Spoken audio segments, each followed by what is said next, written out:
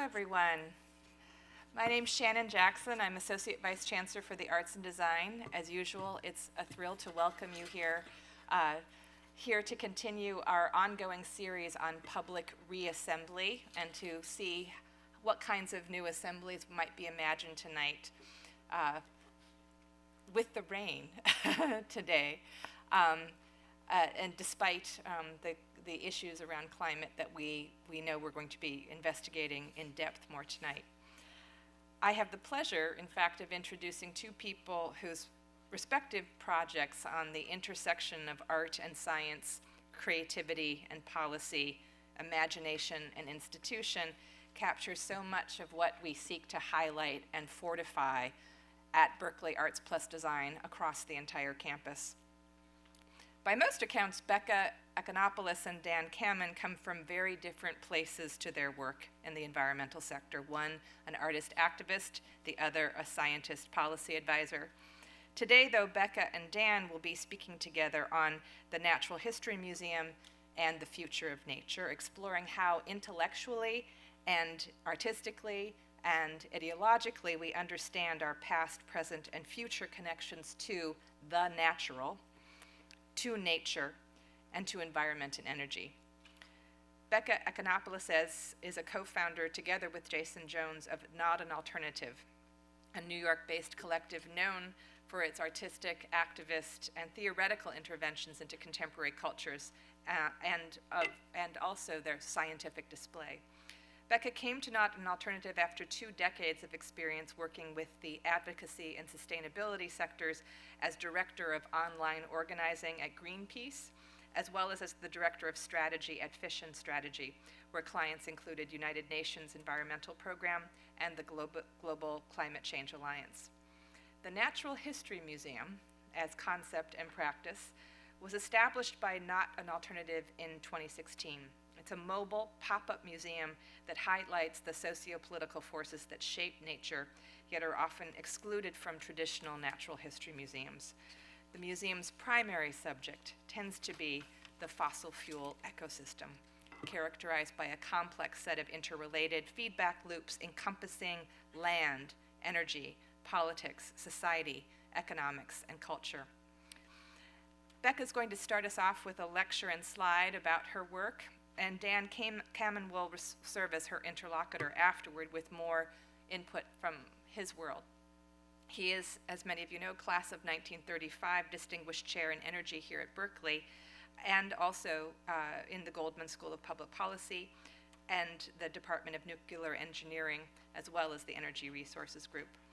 Dan is one of the leading voices in climate science in the United States on this topic and others, including renewable and clean energy, energy forecasting, international R&D policy, rural resource management, and many other topics. He's co-authored something around 12 books, written more than 300 peer-reviewed articles, and testified more than 40 times to U.S. state and federal congressional briefings, working as technical expert on a number of key reports.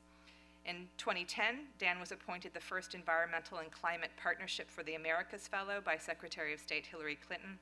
Between 2010 and 2011, he served as the World Bank's first chief technical specialist for renewable energy and energy efficiency. While there, he worked on the Kenya-Ethiopia Green Corridor Transmission Project, Morocco's green transformation, the 10-year strategy for the World Bank, and on investing in household energy and gender equity. He was presidential science advisor under President Obama and tried to continue under the current president, but resigned somewhat famously from that position under Trump. Some, following C.P. Snow, might characterize our conversation today as a discussion across 2 cultures, one allied with the arts and culture and one allied with science and engineering. Others might say that this is really a conversation about our shared culture and on how we engage a range of intelligences to produce a world culture that is vibrant, imaginative, healthy, and shared by all. You can decide which conversation we're in. But for now, I'll ask you to first help me welcome Beka Economopoulos to the podium. Thank you.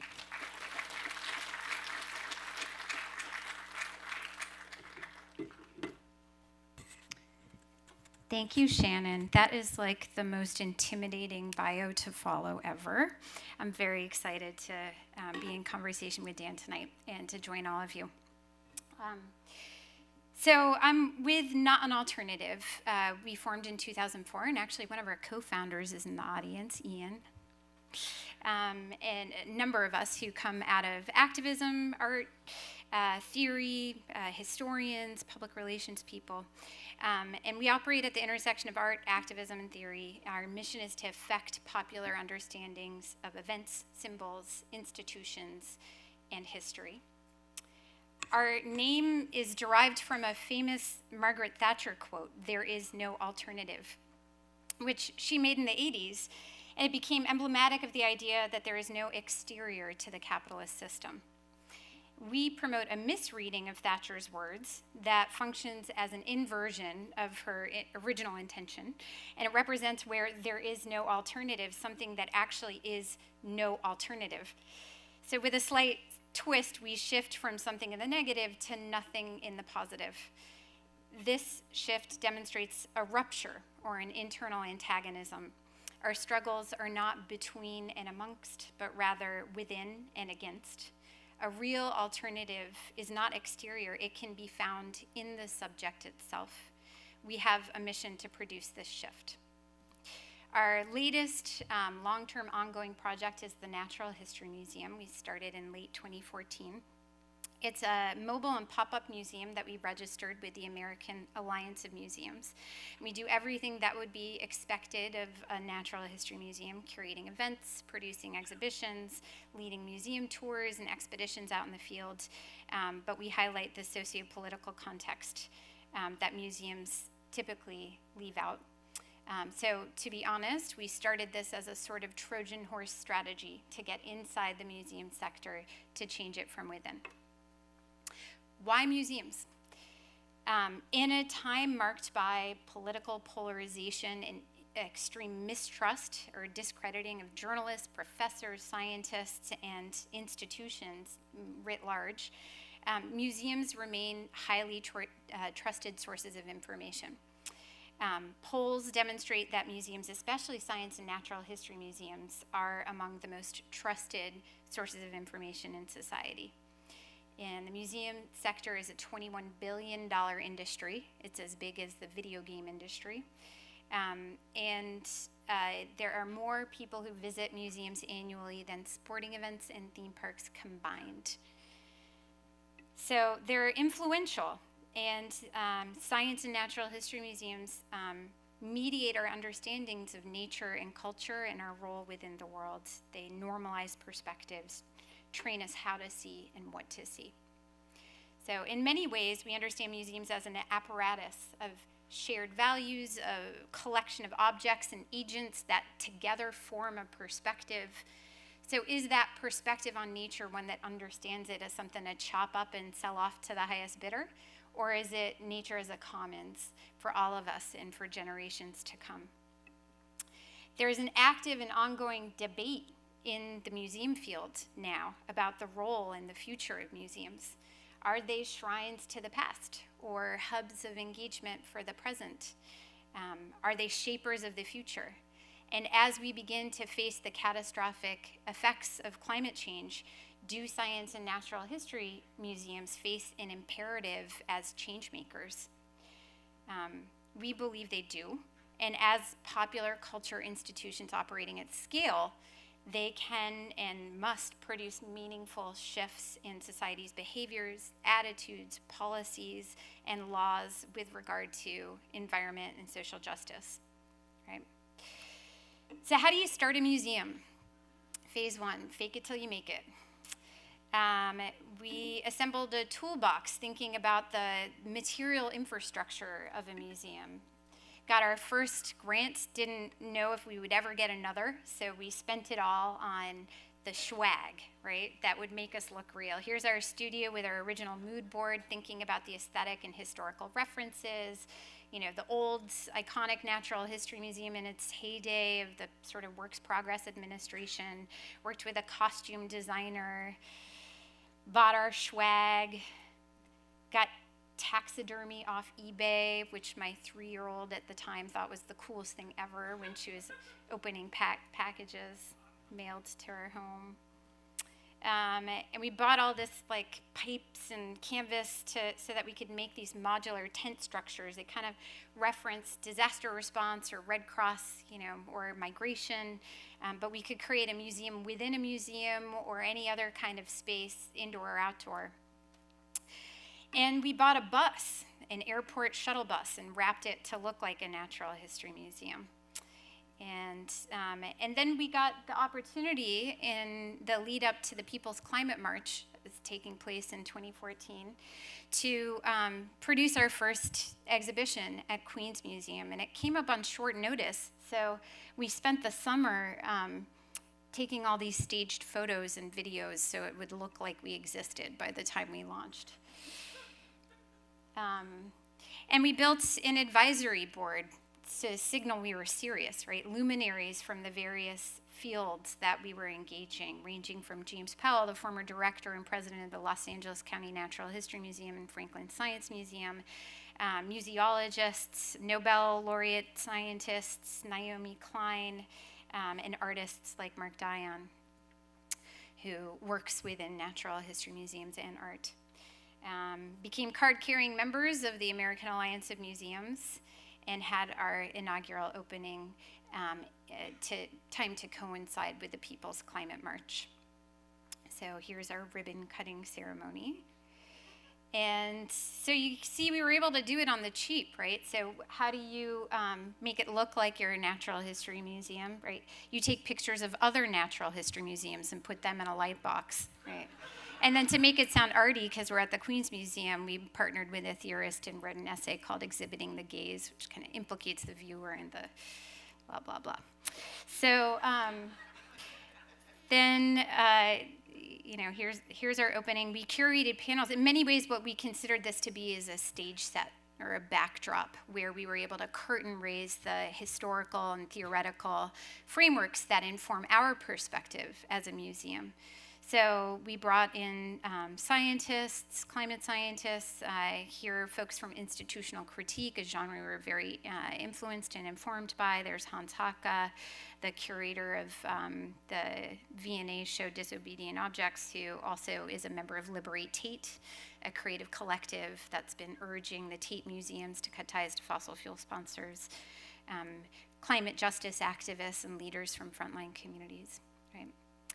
So that got some press, and we used the opportunity also to start to call out some of what we were seeing as potential barriers within the museum sector to museums reimagining themselves in a time of profound change.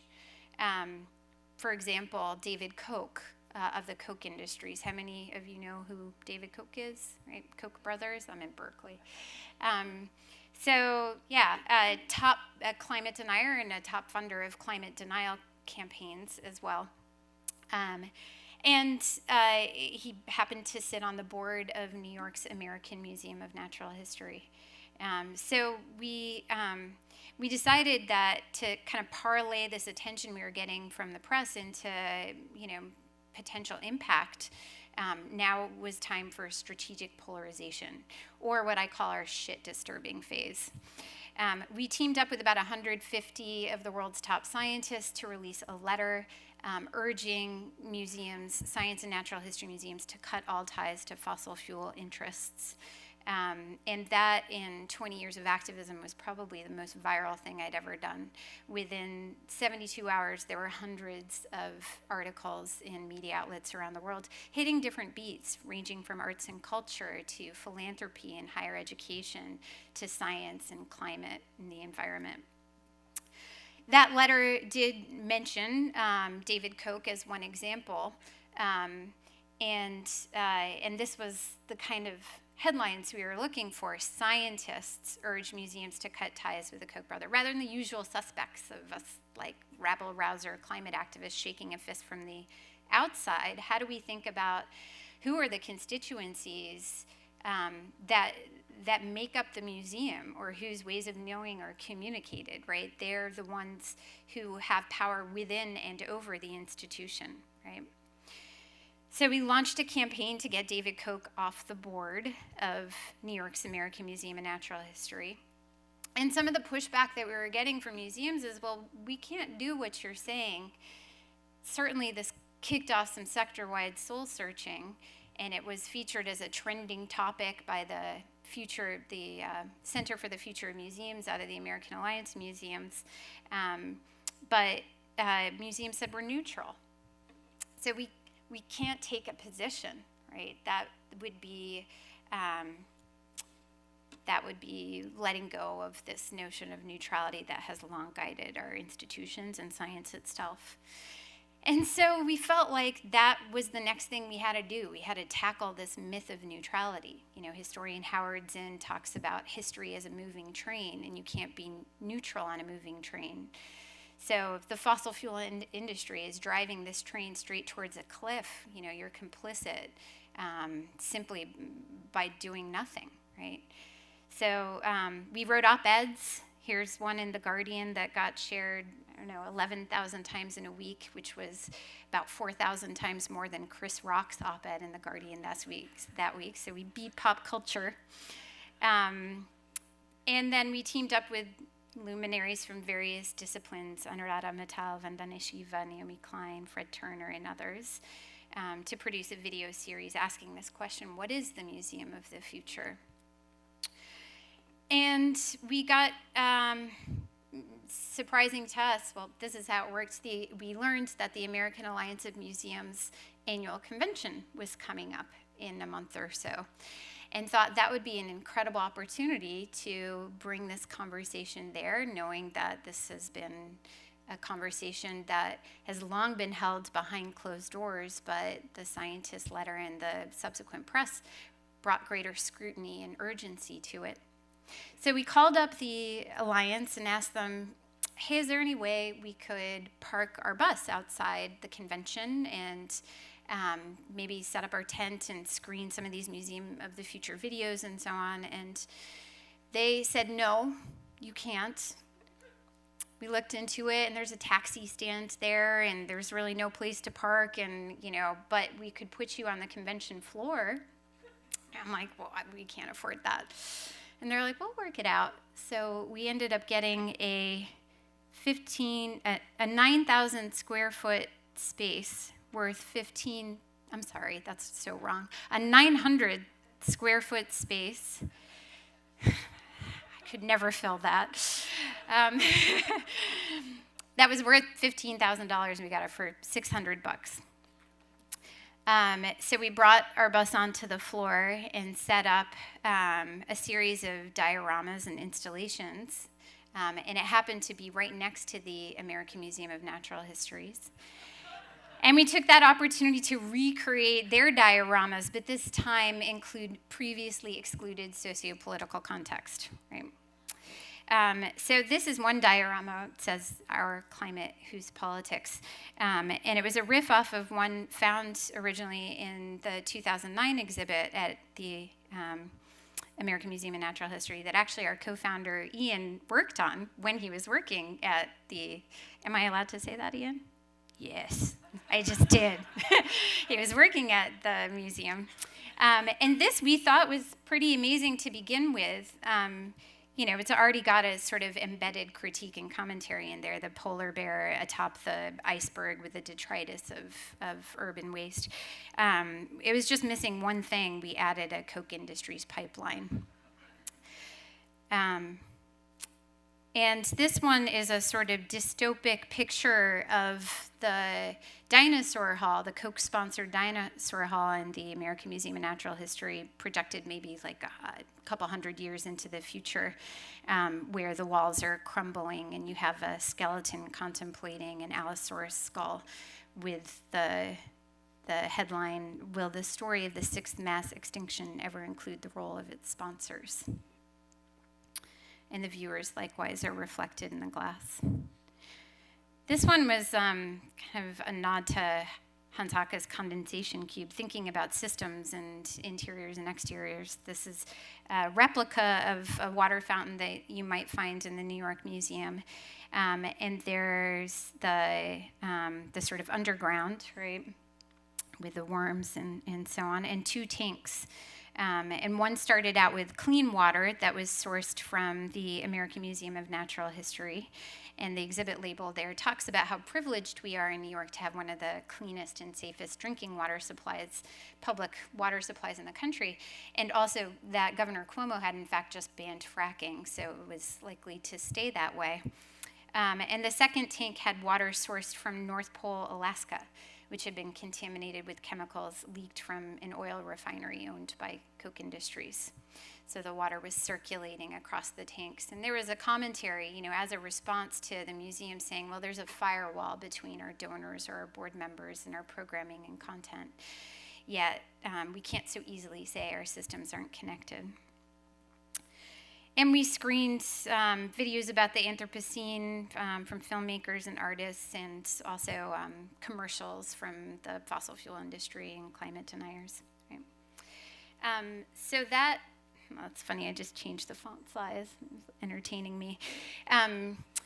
The fossil-free culture movement, right? We were thinking that, okay, we've been having some success getting traction and getting press around our work here in the States, but we're very inspired by the work of other artists and creative collectives around the world. In fact, it was our friends at Liberate Tate that we had helped to design their very first action at the Tate when we had a show there, an installation there on the inside. And with the Paris Climate Summit coming up, we raised funds to bring these collectives from around the world together for the first time, to have a face-to-face, our first ever kind of strategy powwow, sharing our aesthetic references, our tactics and strategies, and really thinking about how can we connect our efforts and articulate them as a growing, nascent but rapidly growing cultural movement. And we planned our first joint performance, which took place at the Louvre, with an action performance on the inside as well as the outside. And kind of named this the fossil-free culture movement, or the museum liberation movement. When we got home from Paris, we teamed up with environmental NGOs to really sharpen the focus here and create some wins. So 350.org and others, we launched museum divestment campaigns. Fossils belong in museums, not in their investment funds. And called on some of the leaders that had been doing really great work on climate, but perhaps could take it a step farther. And California Academy of Sciences here was the first to respond.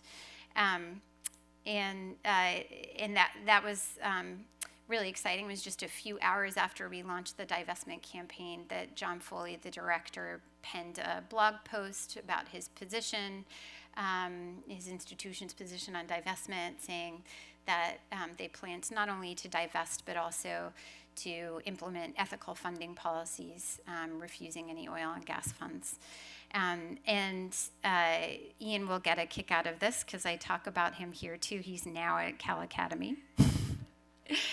And I think one of the reasons why John Foley was so quick to respond might be because Ian brought this up at all the staff meetings and for about a year as we were incubating the Natural History Museum project. And I say that because in many ways we conceptualize this project as almost like a union organizing project, really thinking about the strategic interplay of inside and outside strategies, rather than constantly affirming a position from the outside, really imagining institutions are not monolithic, they're good people on the inside, and we don't agree that they are always captured or that it is a radical gesture simply to end with critique, right?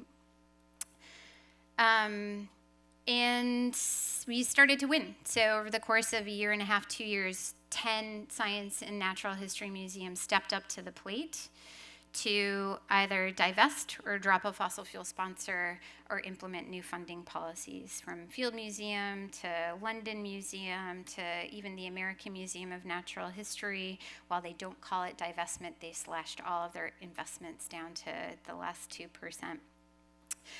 And we got Koch off the board. 552,000 petition signatures. Something we were not expecting, but again, I think testament to the work that was done both inside and outside, and employing the vernacular of the institution to both model the Museum of the Future and work collaboratively with allies. And again, the headlines like David Koch apparently defeated in battle with scientists. So now what? We've been doing our activist thing and our kind of institutional critique thing, right? Very much within that genre, though in many ways we felt we were quoting institutional critique because it was done with the blessing of the museum professionals and in the context of the museum convention, right?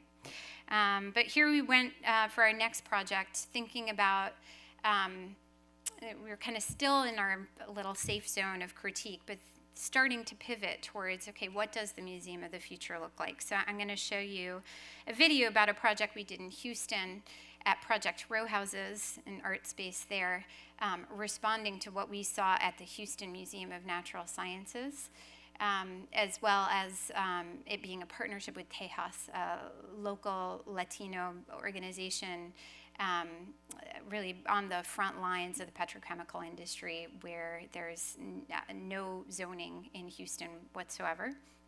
It's the only large city in the country that has no zoning regulations. And so you have homes literally kissing chemical tanks in the shadow of refineries. So here we go.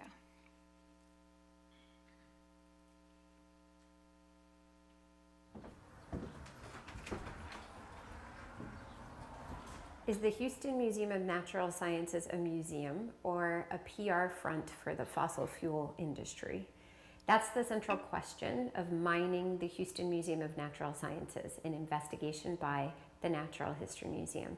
This is our exhibition. We're a mobile and pop-up natural history museum that looks at the fossil fuel ecosystem, including museums of science and natural history that mediate our understandings of fossil fuels, energy, and the environment. Here we are in the belly of the beast, one of the world's largest petrochemical hubs, where the Houston Museum of Natural Sciences is sponsored by a who's who of oil and gas companies, many of them headquartered here in Houston. So in this exhibition, we're taking a look at some of the installations and dioramas inside the Houston Museum of Natural Sciences. So for instance, this diorama is a replica of one found in the museum's Texas Coastal Ecology Wing.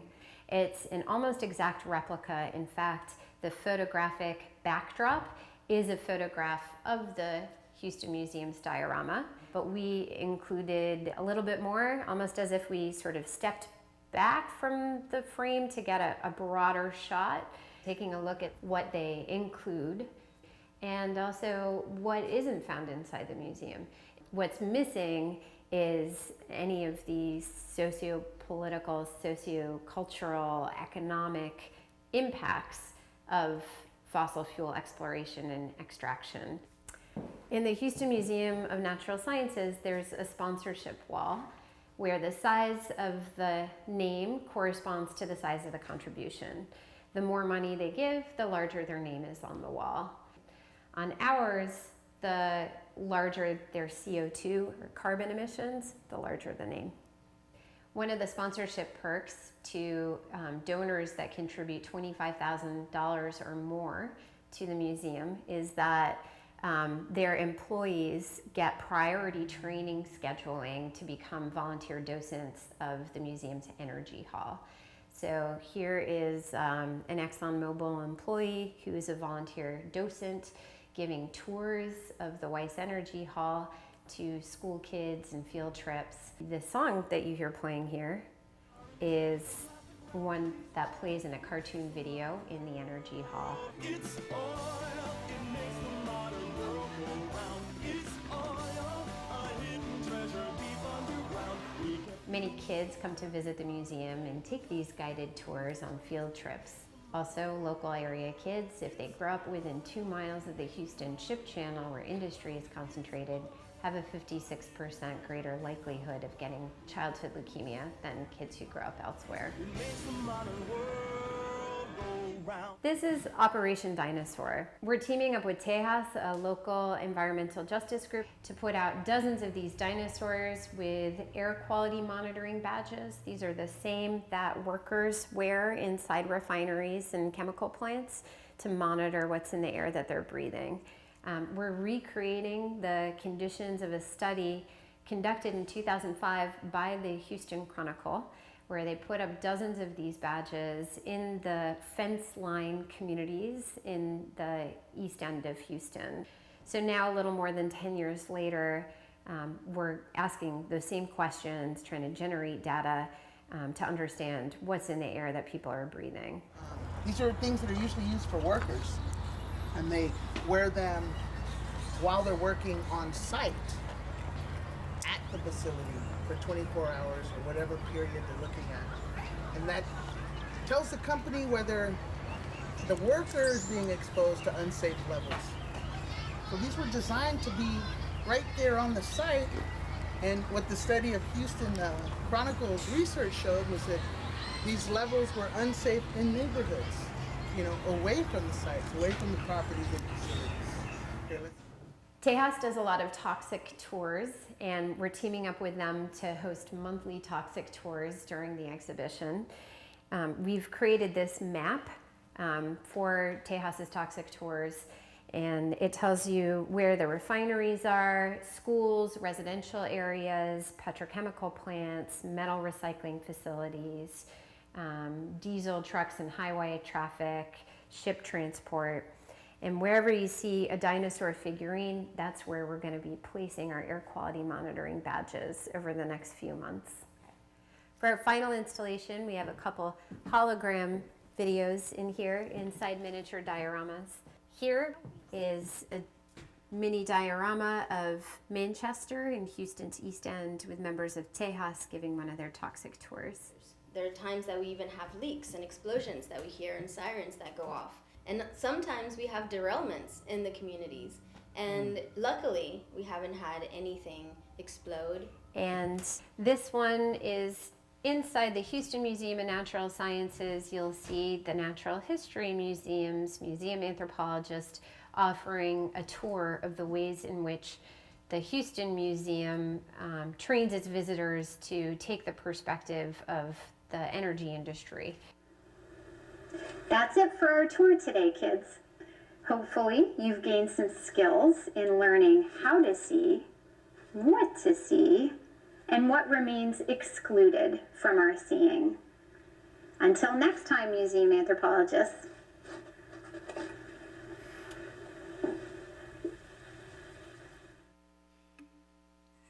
So probably not making any friends at the Houston Museum with that. We even put up billboards in Houston asking that question: is it a museum or a PR front for the fossil fuel industry? Other teaser billboards. And the Houston Chronicle, the paper record in the city, actually did a full-page editorial about the exhibit where the exhibit was the intro in the first paragraph, and they used that as a springboard to talk about environmental justice and air pollution concerns and the need for government to regulate industry in Houston, as well as running a front page article about censorship within the Houston Museum. So that was exciting, but we realized that we weren't going to be able to continue this institutional liberation mission if we kept doing projects like that essentially held up the middle finger to other museums. So we really interrogated our positionality and shifted into phase 3, organizing from within. And this is where we really doubled down on our stakeholder research, going to every museum convention and conference we could get our hands on. The Aztec Association of Science and Technology Centers, the American Alliance of Museums, the regional museum associations, et cetera, having dozens and dozens, probably hundreds of conversations. I joined the Association of Science Museum Directors So I learned that was a thing, Googling one day, and it was like a website they had put up probably in 1993. It was like practically in, I don't know, Atari font. And it turned out that all I had to do was fill out a form and send in a $50 check, and I was a member, and that qualified me to go to our annual retreats.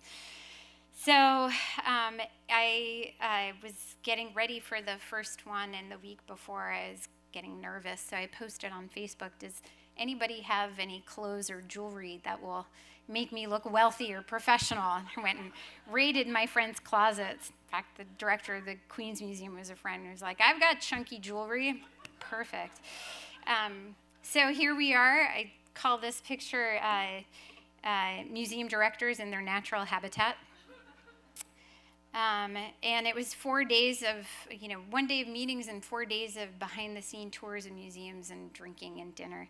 And this was actually a lovely way to get a better understanding of their aspirations and their points of pain and what is standing in the way, or where does discourse lie? What do they talk about?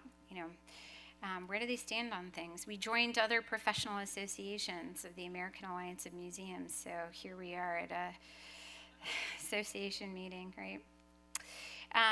And then Standing Rock happened. And here we saw the world pay attention, right? And it captured headlines around the world, and people got engaged in a way that we had never seen before in both indigenous struggle and in environmental justice and climate justice concerns. And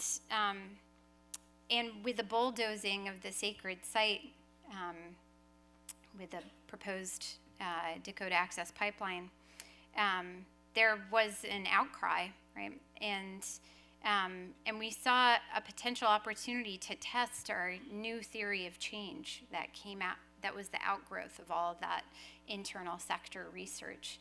To imagine that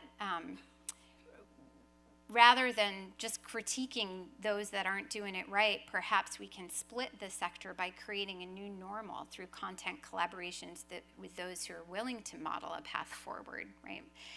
And here, with the bulldozing of the sacred site, we had gone to some of the the panels at the conferences, where we saw many museums were beginning to integrate the contemporary Native voice and overhaul their indigenous halls, collaborate with contemporary Native communities.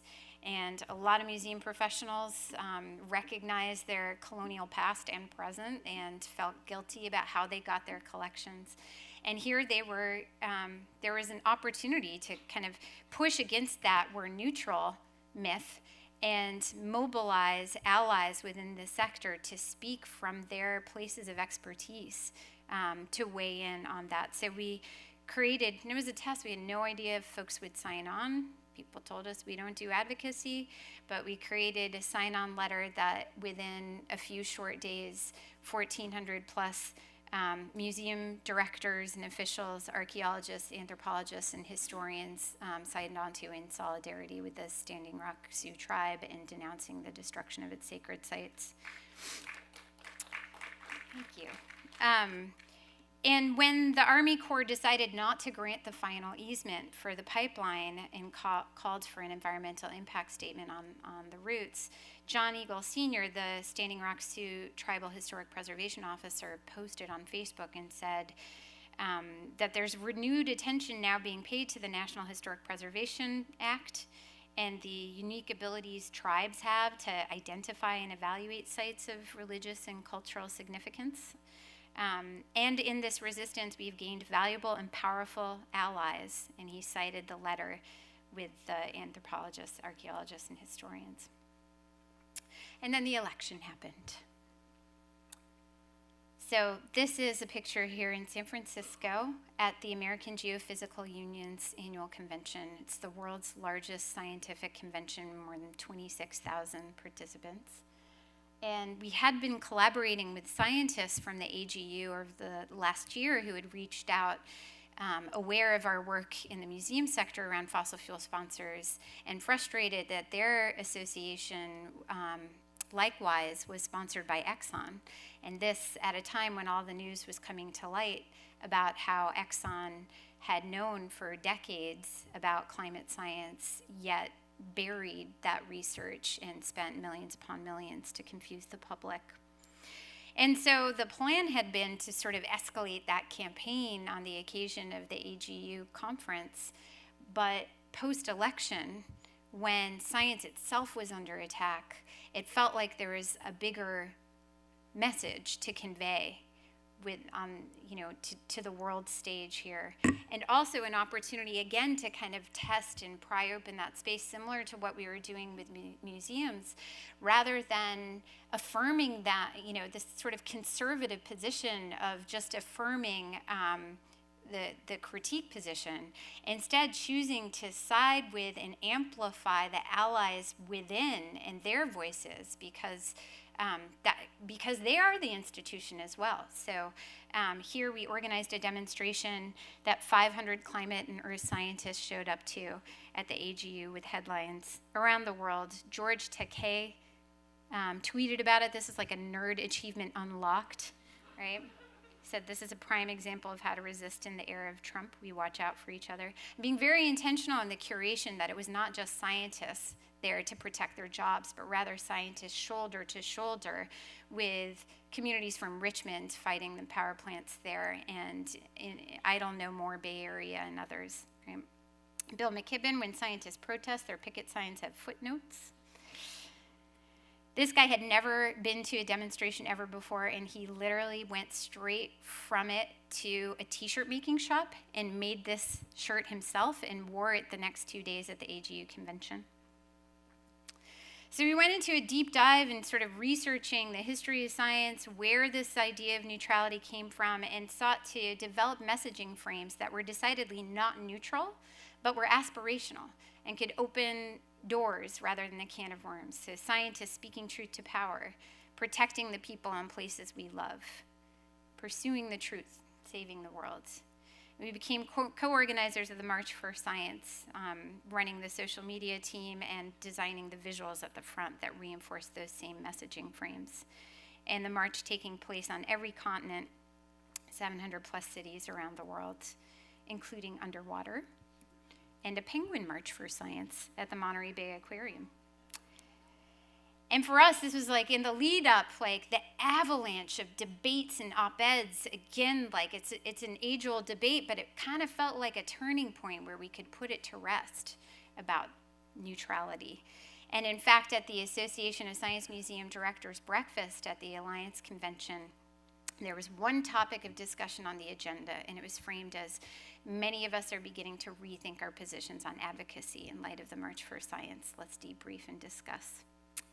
So I'm going to close with our last example of a project that we're now doing over the next 3+ years in collaboration with Lummi Nation, an indigenous tribe in Washington State, that has been transporting a series of totem poles to communities across North America that are threatened or impacted by fossil fuels as a way of drawing a line that connects communities and brings out cowboys and Indians and faith communities and environmentalists and so on, and drawing a line in the sand. So well, here you go. Over the past 6 years, the Lummi Nation have been connecting communities on the front lines of the environmental crisis, drawing lines of solidarity in the fight against unsustainable fossil fuel development projects. This fall, they drove the struggle they've been leading into the heart of one of the country's most important museums. Led by a totem pole carved by master carver Jewel James, the Lummi brought with them a formidable delegation of tribal leaders. This was a special and unique opportunity where a major museum was offered as a platform to celebrate the role Native people play as protectors of the earth. We love to be an ally of the totem pole journey and want to contribute to raising awareness and building alliances. There are not enough directors who understand the moment and the narrative shift that's needed about indigenous cultures, about indigenous peoples, and how we are big players in the struggle to save Mother Earth. The Lummi and their allies set up an exhibit that was aimed at setting a new standard for other museums to follow. 200 museum directors and decision makers were in attendance for the opening of the exhibit that coincided with an international museum conference. This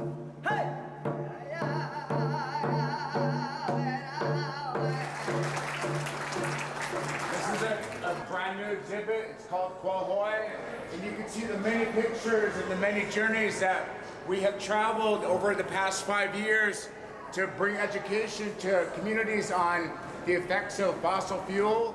Visitors learned firsthand about the important role the telling of history plays in shaping culture and public perception. This here is so culturally relevant. It means that we're being heard. Our voices are being heard, like they should be for the first time in a long time. And I believe it's very clear what this totem's message is. It's the message of us rising. Through ceremony, a connection was re-established to the spirit of the land and to the history of the place, stretching back to a time long before the museum was even built. And this resurgence of culture, gathering people in a place like this, where the waters meet. This is a very powerful place where water ruled the area. That's what nourished this tree before it became this magic piece. And I won't say art because it's a story. It's history. Each of you have laid your hands on it, and you've given it your power to continue that story. That's what the totem poles do. That story will continue because you're listening. The totem pole journey has inspired so many to draw a line against the forces pushing us toward extinction. Now, the Lummi has extended the invitation to museums to join them on the right side of history. I'm going to be gone a long time from this earth, and this will still be standing saying, we did something. And that's what these museums are about. In a world of crisis and on the brink of some major global collapse, museums are and need to be agents for change. How are our future generations going to look at and analyze the decisions that we made that put us in the predicament that we're going to be in the future?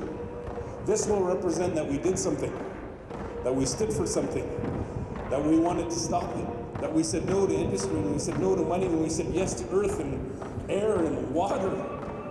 That's what we did.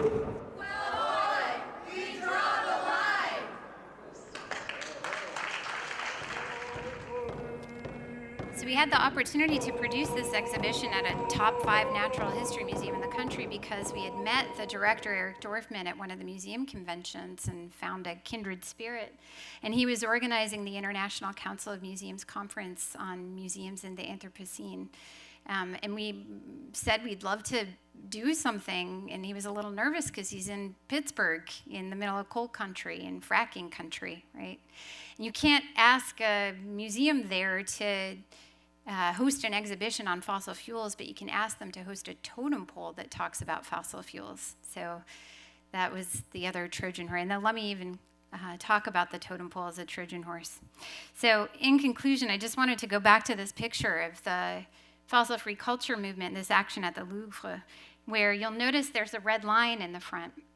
And this is something that Indigenous Environmental Network, right before the action, like right after we deployed the umbrellas, laid that down, and it was a signifier. You know, we are Mother Earth's red line that was used at the Paris Climate Summit, and then again at the Native Nations March and in other climate justice mobilizations. It's a signifier of a social movement. And from that point, we started to shift from the black line, the death that was part of the museum, the fossil fuel sponsors, the critique, to a red line as a way of symbolizing the life that's not part of capitalism. It's in nature, it's wild, it's not captured. And that red line, that life runs through everything, including the museum. Yes, it's a colonial institution, but it has a life beyond its history. And it's a life that's contained both within the workers and the visitors, and within the objects. The late Sioux scholar Vine Deloria Jr. wrote, "The primary difference between the Western and indigenous ways of life is that Indians experience and relate to a living universe, whereas Western people reduce all things, living or not, to objects. The implications of this are immense. If you see the world around you as a collection of objects to manipulate and exploit, you will inevitably destroy the world while attempting to control it. Not only that, but by perceiving the world as lifeless, you rob yourself of the richness, beauty, and wisdom to be found by participating in its larger design. Museums are implicated in the process of objectification described by Deloria, but they also have the power to connect their collections to the living universe, to bring the past to bear to the present, and to marshal their resources, infrastructure, and symbolic and narrative power to both lift up the voices and stories of the people who are struggling to protect the living universe for the future, and to activate objects not as static artifacts of capitalist consumer culture, but as monuments that refuse capture, that represent a challenge, that live and speak to us in the now. Only then can we rise to the challenges of the Anthropocene, preserving, as the American Alliance of Museums Code of Ethics says, the rich and diverse world we have inherited for posterity. Thank you.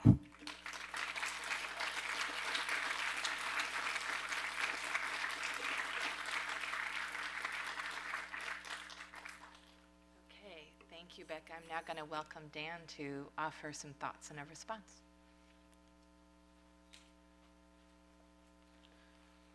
I want to thank you, Beka. That was just fabulous. I really appreciate hearing that and hearing the narrative. And we're quite conscious of time, so I think what I'm going to do is something a little shorter and different than I had planned before to really just to connect us to the Q&A, and that is that there's a couple themes that I saw running through this that are, I would say, vital elements of the transition that this clean energy future requires us to make. And so I'm going to really just very briefly tie into a couple of the themes here. And one of the big ones that I saw in Beka's comments and the actions of the museum was really around something that people in the science and climate world talk about as citizen science. And just to highlight, I'm going to back up and give one framing, and that is that the United States did not have a science advisor to the president of any kind before World War II. And the first science advisor was effectively someone named Vannevar Bush, who many of you may have heard of. He was the president of MIT. And Vannevar Bush's perspective on science and how it was useful for society was that basic science was critical, and that applied science, that which was used in the war effort, that which he highlighted through medicine in a variety of areas, was a necessary thing, but it was very problematic. And that applied science needed to be kept out. And in fact, the famous treatise he wrote after having witnessed how critical science was to so many elements of the World War II effort was that we needed to make sure that federal funding and support focused on basic science, because once you let applied science in, it crowded out basic science, and that was a disaster in the making, and it would prevent us from generating the innovations that we needed to move forward.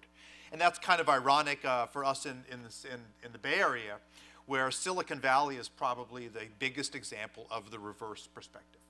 That a whole variety of needs to do things opened up doors, and that with its challenges and with its problems of funding, and we heard here not only about the Koch brothers, but also about many of the features that are implicit in what museums do, was to highlight the role to which basic applied science can then turn around and fund basic science.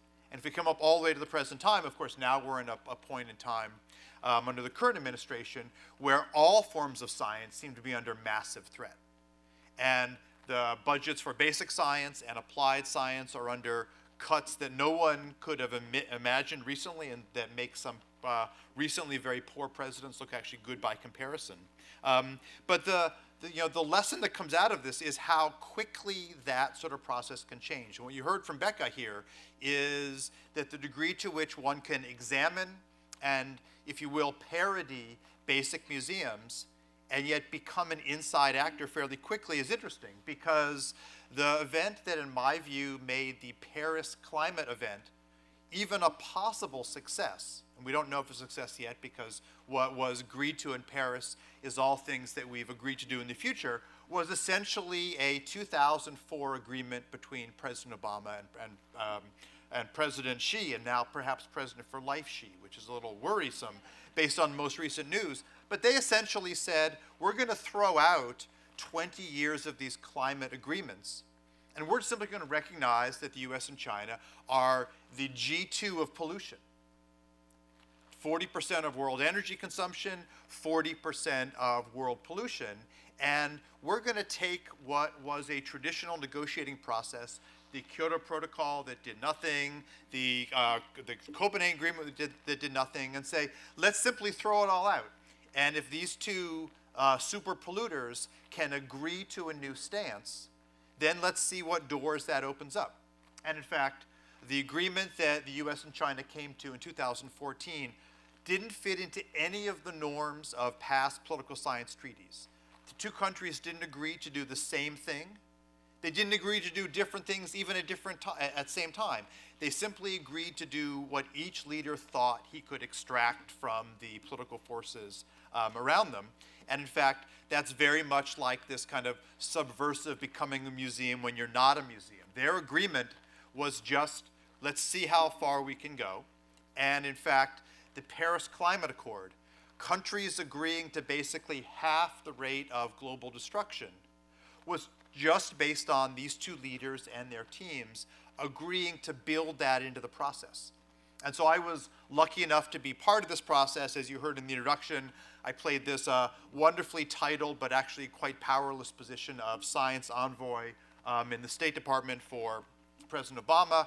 And when Mr. Trump came in and essentially tried to attack all of the sorts of truths with a capital or lowercase t that Beka highlighted, I wrote this letter that Shannon referred to in the beginning. And the motivation for my letter was that a week before I wrote my letter in August of 2017, the President's Council for the Arts wrote their collective resignation letter, where in the most beautiful prose, they all highlighted the reasons why they could no longer serve an administration heading in the wrong direction.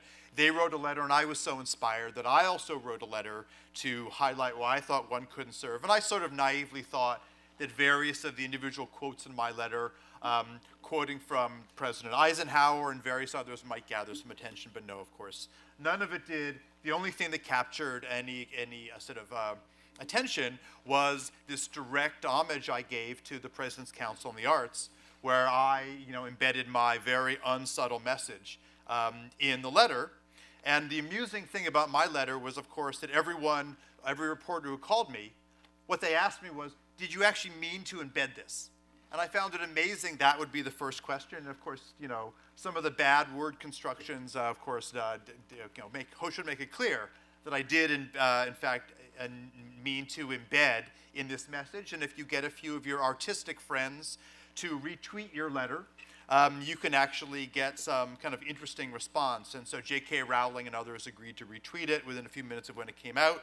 And it went on to the sort of Taylor Swift level of response. And so, one of the things that I'm hoping we talk about here in the conversation is how quickly and how strongly you can go from imposter to the inside of the conversation. Because this science envoy position, which I had, was unpaid, external to the government. It very much felt like the museum that Beka founded, sort of built out of whole cloth.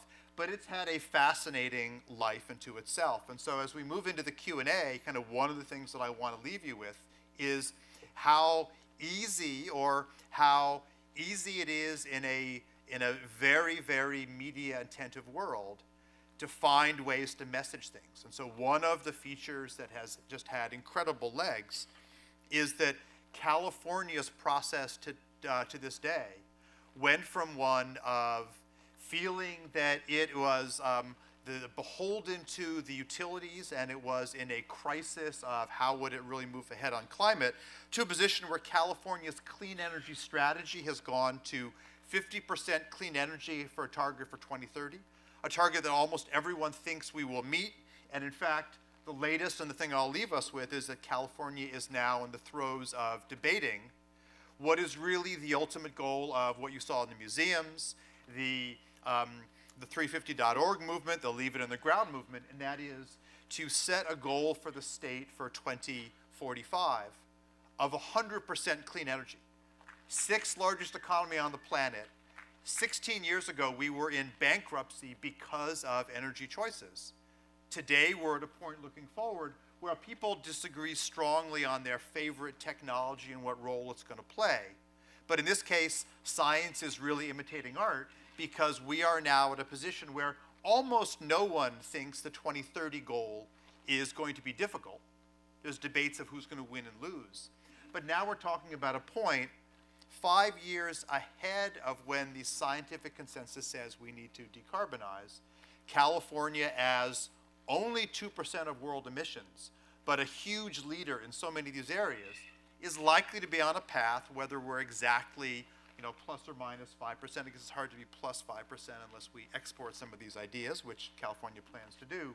But it really highlights the degree to which these types of movements can have legs that have really global reach and global impact on economies that are just kind of huge in scale. So I look forward to the question, but I wanted to kind of highlight where this dialogue, this fossil-free movement, be it in museums or university or towns and cities, ethnic groups, et cetera, can really lead to kind of dramatic world-changing efforts. So again, I look forward to the conversation. And Beka, thank you so much for the comments.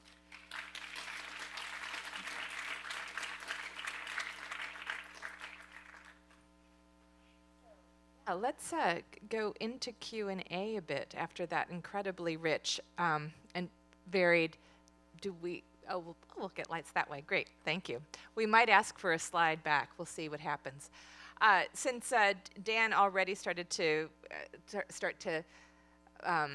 seed ideas about what he'd like to talk about, maybe we could actually focus on the question of strategy and this particular notion of the way that the Trojan horse could actually start to become policy or practice, the way that a parody could pivot to become an insider practice.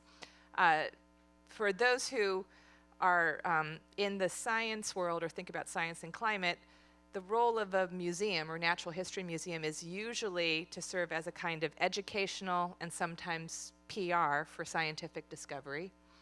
You could say that in many ways, Natural Museum is in that tradition and flipping it. For those in the art world, Beka invoked a tradition of institutional critique, which in contemporary art right now, there's a great deal of practices that focus on the infrastructures that keep the art world going, where the artists are turning attention to things like security guards, labor inequities, the financial models of museums, and making those topics the material of the art event. So the things that, rather than the painting on the wall, it's the things around the institution that make that painting on the wall possible. So in many ways, you're taking an art tradition or an art effort to expose the institutional apparatus of the art world and bringing climate to it, right? Okay, so that in both of those cases, that there's a question about how much critique and institutional critique is an outsider practice versus how much it actually is an insider practice. And those artists who've worked in institutional critique have that same issue, that you start out parodying and at the same time you need to be a collaborator. Okay, so with that going and in the mix, we'll ask you guys to elaborate a little bit more, and hopefully I bought enough time for others to start to think of their questions too. Well, I should say my background isn't as an artist, so I gave you the very activist-y version of our work, but if Jason had been up here, you'd hear more about referents like Andrea Fraser and Hans Hake and Donald Judd and whatever, but so I think we understand institutional critique art not as a monolithic thing, and there are contested readings, but for instance, Hansaka says that that he was able to do his really critical work because of people who work there who wanted to collaborate, and then he could be the collateral damage. And I read in the research of our Natural History Museum the Oakland Symposium transcript, which was a bunch of Science and Natural History Museum people that got together, and reading through the transcript, like hearing the Los Angeles County Natural History Museum person say, it's by partnering with artists that we can get away with a lot more. That so it's this interplay between whose voice and et cetera. But you have to understand that doesn't happen without the folks on the inside.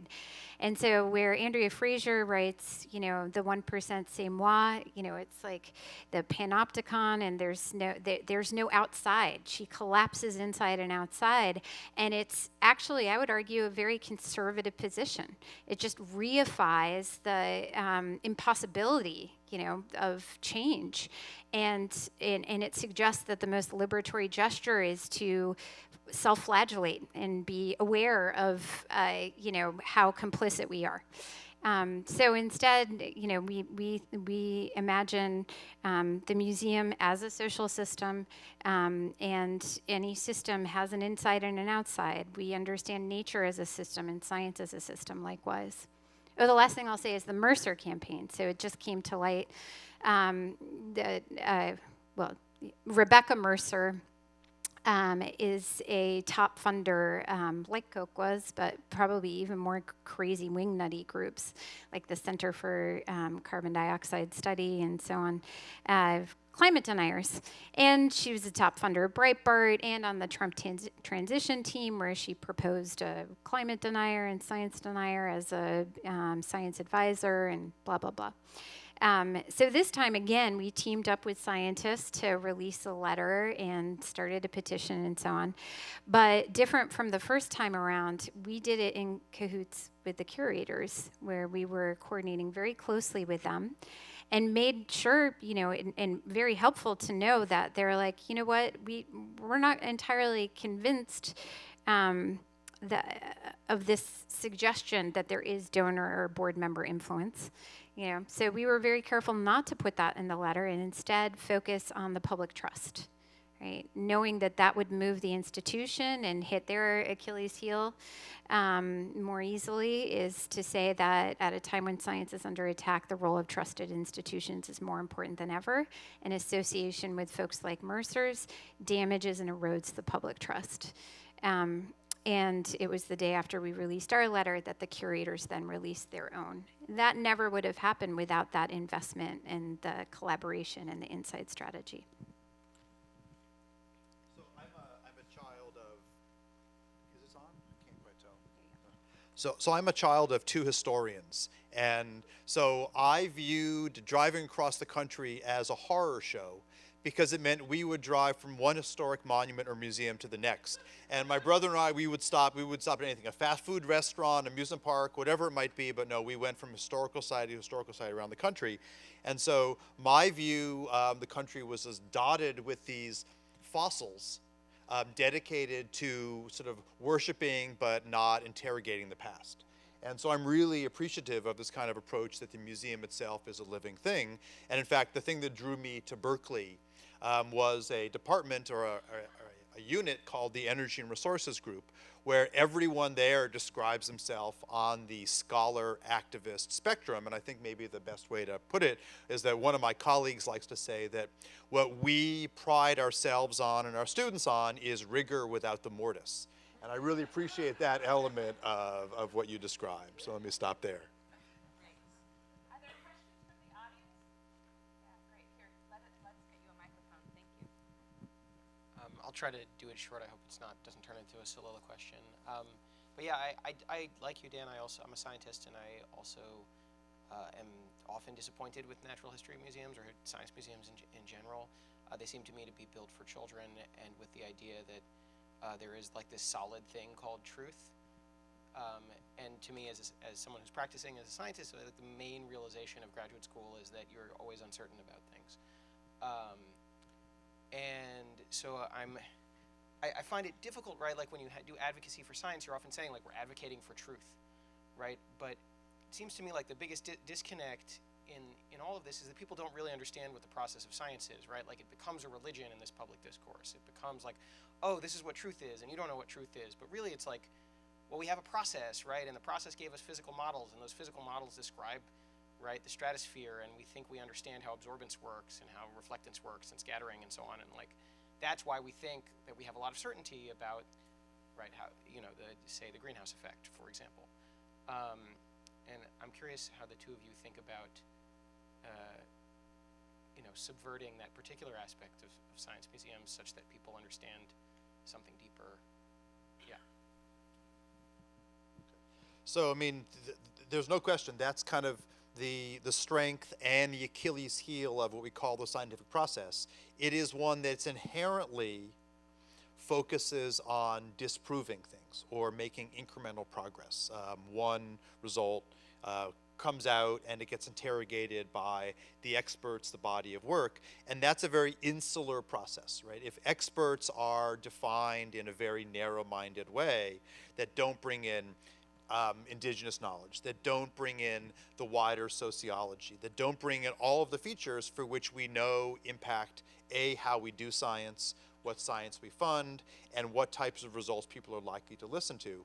If you don't look at that broader picture, it's very hard to understand this kind of scientific evolution. And that makes science look very vulnerable and kind of very soft. But on the other hand, we're all pretty confident that, you know, if I drop this mic, no end of show pun intended, that it'll go down. So there are certain things that we certainly believe, and there are things that are less well known that we require higher and higher degrees of certainty to get at. And one of the interesting things about, I think, what you saw and what Beka described is that museums themselves are no longer, or at least you know, by your efforts, no longer seen as bastions of truth with a capital T. They're seen as evolving elements of what science do we have and what are the cultural ideas at the time. And if one thing that comes out of this process is that we take a much more reflexive look. We admit where science is weak, but we stand up for science where it's strong. In fact, one of my students in the audience here, Noah Kitten, and I were at the March for Science, and I have to say, the cleverness of the signs, we were both there, were just incredible, right? Signs with footnotes, the evolving humans up the ladder, and then Mr. Trump descending down the other side of this. There were some of the most clever signs about not only what we learned from science, but how we now know much more, I would say, than the 40s, 50s, and 60s to recognize science as a evolution, not as a set of definite known truths. And I think that's the, you know, that long statement is kind of what I would take away from it. How do you go from the climate science that's really clear to the science that is still evolving and be comfortable describing the strengths and those weaknesses at audiences as kind of diverse as from Berkeley to Mobile, Alabama, to places there we kind of put across the red-blue spectrum. So I think that's what we get out of this sort of process. It's not a simple thing, right? And so you're defending something that's inherently kind of a little bit gelatinous, but that's also why I think this is more resilient than it looks at this moment of kind of national depression, or at least national blue state depression. Oh, sure, it works now. Just a couple of things. You know, one is that science has done some pretty horrible things historically, right? And, you know, when we first got involved in March for Science in the early days, the messaging was like, yay facts, yay evidence, yay curiosity. And really felt it important to steer it towards, you know, we're championing science that serves the common good, you know, and the relevant question is, whose interests does science serve? Is it the interests of the many or of the few? And Sandra Steingraber says, you know, science isn't a monk to be cloistered, right? It's a gladiator to be to duke things out in the public arena. So, from our perspective, there's a relationship there between championing the science that serves the common good and the interests of the many, as well as the process of understanding science as truth-telling, like challenging existing assumptions and knowledge, to buck paradigms, to go to Flint, Michigan and say, well, the EPA is wrong, actually. The scientists are wrong. We're looking for the truth here, you know. And so our institution, provocatively, we say our mission is to affirm the truth of science. But I think we're defining truth in probably a unique way in that sense, where it's something that's beyond the limits of the known, and that cultivating that pursuit, that process, is a way of being in the world that, similar to investigative journalism, or you're trying to get to the heart of something against what the status quo is saying. Again, you're trying to seek for the repressed knowledge that could propel, you know, the interests of the many forward. Okay. What I'm going to ask for is, yeah, well, just let's ask 3 questions in a row and see what we can get, and see what we can glean from there, just in the interest of time.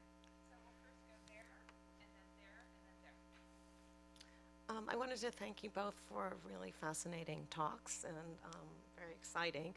I wanted to ask Beka about, Liberate Tate was very successful in getting the Tate to reject funding from places like BP and, you know, fossil fuel companies. It doesn't seem like your efforts have had as much traction with art museums as they have with natural history museums. And I was wondering about that and what happened with the Coke fountains at the museum at the Metropolitan in New York. And also, I know LACMA, for example, took $25 million from BP to fund their new entrance. And there was no protest or anything, any backlash around that. So it seems, and of course California is a big oil producing state. It's the 3rd state in the United States that produces oil, you know, after Texas and Alaska. So I was wondering, you know, this difference between the art museum sector and the natural history museum sector, and what you've learned through your activism. I guess this is also for Beka. Wonderful, rich conversation. I love this complexity of this. And I'm wondering, coming from the activist past, sometimes our oversimplifications in messaging that we've used in the activist world make it really difficult to even talk about or see larger systemic things or break out of the box kind of thing. So my question is about what sort of things from, you know, our side, our friendly fire, if you will, you've had to deal with or overcome in the, you know, emergence of this project. Yeah, first of all, thank you for this fascinating discussion. And I'm a journalist and do kind of long investigative pieces, so I'm very happy to hear your comparison of journalism to science, which I do see very deeply. The use of the scientific method is integral to this kind of form. And what's interesting is about this, just to build a little bit on, I'm just curious, that's why if you could expand a little bit on this idea of what science is. In a way, the climate has actually, the climate quote debate, which is the climate discussion, has actually created this notion that we have to defend science, and science is what's at stake. So you have the March for Science and et cetera, et cetera. But science is so many other things at the same time. So basically, I write environmental topics, and I've just written a book on seeds. But if you basically look at the Bush administration, the Clinton administration, it was very interesting. Clinton came in '92, basically arguing that he was going to return the United States to basic elements of science, which he did. He pursued some more environmental policies. Then actually Bush replaced Clinton, as we all know. One of the things that Bush was talking about was returning the United States policy to the elements of science. Of course, his version of science. And now you have a March for Science, where at the same time you have, I mean, I interviewed people who were both radical critics of the current agricultural system who are at the March for Science, as I did interview people who were scientists from Monsanto who are also at the March for Science. So this question of how we essentially define science and what's the next step, I mean, is in a sense, is it kind of a response to scientific evidence? That's kind of a question. Or just basically open this up and see what your thoughts are on this question. Okay, see what you can do with those three.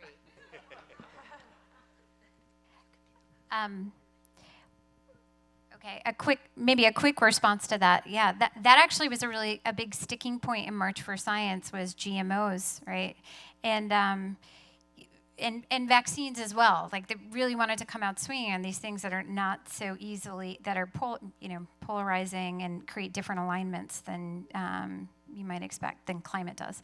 And our position is like, well, okay, scientifically, you might be able to say that GMOs are safe.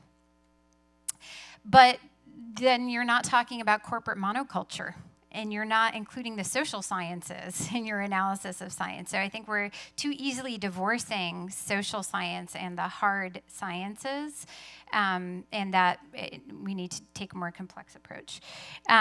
In terms of, I wasn't totally sure I understood your question, Carter, but I think my answer...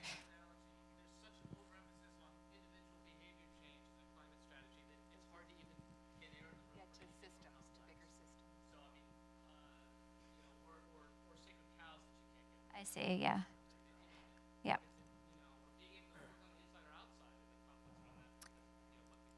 I mean, I say yes, and we need it all, and we need all the allies we can get. It is true that the kind of most, I mean, there was if you look at the history of the environmental movement, there was a bifurcation or kind of trifurcation after Vietnam with the Silent Spring, Rachel Carson coming out, right? And this was kind of defining science and the environmental movement as antagonism, and but then there was a more technocratic approach that got embedded within universities and engineering and solution stuff. And then there was the back to the land, Stuart Brand's, which became Whole Earth Catalog, like the consumerist approach to sustainability, buy your way forward. So those are like three strands of the environmental movement.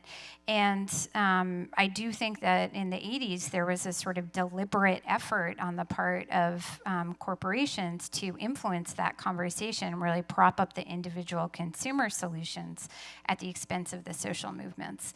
So that is a place where I think interventions need to happen, because certainly within museums, you do see individual behavior being the safety zone, but you don't see any kind of political antagonism or campaign or controversial subjects, which is why we were trying to be very strategic about how to bring in Indigenous-led struggle and amplify and support the signifiers and perspectives there.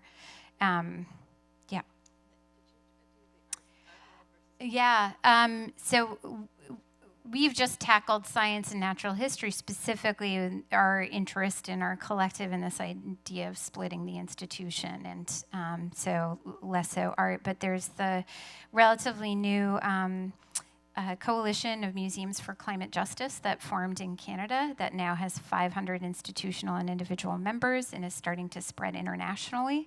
And I think that the answer is no one's really targeted art museums around climate. And I think that that's going to start to pick up more. I think I'll go back briefly to Carter's just for 1 second, because this sort of tension between what are some of the the arrows that the environmental movement can fire at itself is an interesting area, because there's certainly lots of things. And one of the features about climate change, which has distinguished some of the research and the activism from that around GMOs or a variety of other things, is that we've actually lacked a language to describe what we're talking about in this area more than many others, right? So there's a really interesting feature. Someone almost all of you know in the room, George Lakoff, he and I taught a course together at one point, and the central theme of the course was really an observation from his background in linguistics, and that is that while there's lots of areas of science that we explore, and whether you're a reductionist or a systems level thinker, you kind of examine the system. Turns out that one of the core aspects of climate change, there's no language on the planet that describes accurately, and that is when you get beyond individual actions, this piece of ice melts or this tree seeds later earlier, you're talking about the system acts on the individual. And there is no verb in any language that describes that. There's lots of ways we anthropomorphize. We say, we used to say in the 60s, or they used to say in the 60s, I don't think I said a lot then, but we said, the man, or Mother Nature. And these are ways to collapse the complexity of nature to an individual voice. But if we don't have a verb form in any language that describes the system acting on an individual, it shouldn't surprise any of us that we're having a hard time describing the complexity of the climate system, because that's exactly what we're trying to do without a simple construct to get there. And so many of the debates around how we understand climate change, is it good to have an iconic species like a starving polar bear that falls over because it crystallizes things? Or is that its own built-in enemy because that is not the whole climate system? Is the 2-degree target useful because it focuses on a number, or destructive because 2.001 degrees is not game over and 1.999 is we're safe? And so there are all these built-in problems because we don't have a language. And so that's one of the elements we're having diverse approaches through museums, through integrating art in, is one of the ways that we can make these stories understandable when we are struggling with some of the basic vocabulary. Arguably, a lot of what contemporary artists are doing are trying to figure out alternate ways of imagining and modeling received ideas about what's inside and outside, or what is background and foreground. And the undoing of those polarities is so much about what art is doing and so much about what climate science needs. And if I just can also say to the other question about the art world versus natural world, the problem, I think sometimes, is that when it comes to institutional critique, that has become to some degree in the art world almost a routinized gesture that the arts institutions are reabsorbing into themselves. Come critique me. Oh, good. Here, let me commission you to critique me. And that in a weird way, that perhaps that sort of consciousness and flip is not, it doesn't happen or is not as easily absorbed by the Natural History Museum that is like maybe reacting. Okay, we're going to do a last question here. Thank you. Oh, sorry, last 2 questions. Okay. Okay. Last 2. So what I really appreciate about both of your conversations is about how people in positions of power, especially like the United States and China, being the role models for this discussion about what we can do moving forward, and also appealing to people already within natural history museums who appreciate your cause of critiquing the connection to fossil fuels. My question is, how effective is this Trojan horse approach, or talking about California's goals to shift completely to clean energy when we live in a really polarizing climate and there's a lot of resistance? The fact that we're here in Berkeley means that a lot of us are open to having this conversation, but the rest of the nation might not be. And how do you appeal to those people? Yeah, I sort of just to preface, I grew up in Washington, D.C., not going to museums, but in museums.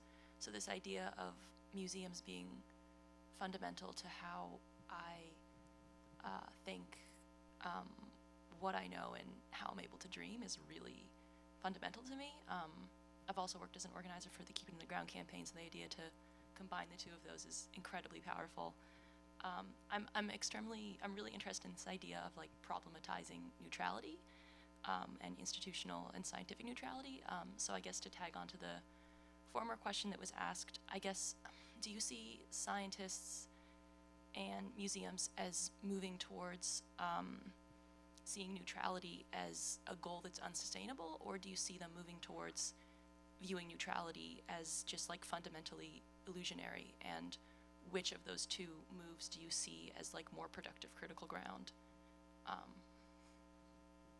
Two great questions, Dan. I'll start with the neutrality one. I mean, I'll say one thing is we kind of gave up taking neutrality head on because I feel like it's a quagmire, you know, and people just become kind of entrenched in their positions, and instead, again, like sought to just engage folks in advocacy or in aspirational frames or in things that were not decidedly unneutral, and that was a lot easier. So just kind of staring at the thing in the face and just doing the work. And